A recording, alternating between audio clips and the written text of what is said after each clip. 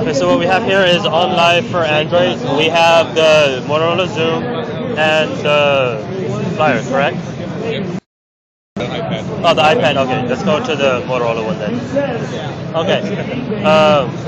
Wireless controller works with the Zoom as well, or do you mind showing us how this works and everything? Sure. So what we have is the Motorola Zoom, and we paired it now with the Onlive controller, so we can use that one over Bluetooth to control and play games. You can also go to the arena to see what people are playing right now. Standard what we already had before. But now the advantage is we can actually play any games that are available on our system. For those who aren't used to Onlive, what it is you're able to stream games through wirelessly instead of having to have a console for each one. And they actually have it streaming fully on.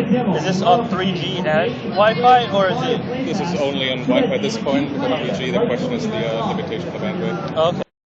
And how about LTE when it comes to Verizon? Is it going to be enabled on that, or is it still just Wi-Fi only? We can easily enable it at this point. We haven't really made any tests if the latency is adequate for our system. Okay. And when is this expected to come out for Android? In the fall this year. The fall of this year? Okay.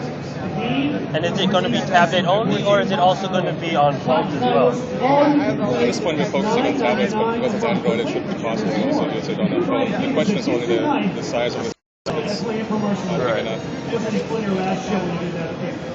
I'm not actually good at this game, but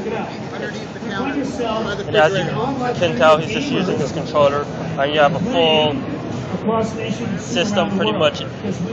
For in hotel or not hotels, but in airports when you're just waiting for a flight and you want to play, just able to play this and hook it up to the Wi-Fi.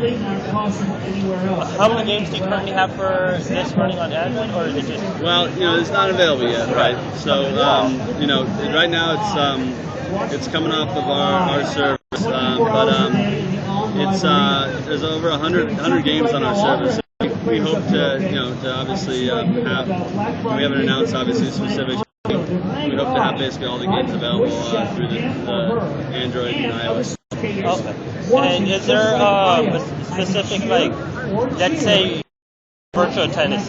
Are you able to save like your data? So like if you have, like, is there a career mode and everything like this, or in like any of the racing games, are you able to save where you're at? Okay, yep. So you're able. Yeah, it's a full save functionality, so you can avoid all the a lot of the stuff in the startup, and you can go right to where you left off, and achievements and those types of things. So you can fully it maps what is available on our across PC, Mac, and TV. Yeah. And are you able to pair more than one controller at a time, so two people can play like this game? Okay. Yes, there is pair. Is it up to 4, Chris? Up to 4, yeah. Up to 4. Okay. And obviously there's certain games that are multiplayer too, that you can play with other people on the network. And it might be that someone else is playing on their TV, and while you're playing on your Android, or someone on Mac. And that's like kind of the beauty of it. It doesn't matter which display, and it doesn't matter if like one person is playing on one display, another person playing on a different display. And is this going to be hosted on the website, or are you guys going to go right to the Android market, or do an exclusive with like Amazon first and then put it over to? We haven't announced those details yet. Okay. We will when it becomes available. Okay. As you can see, virtual tennis, streaming it with no latency, no issues. It is on Wi-Fi. What can I say? You ever see if you get it? Don't take my word for it. Try it out.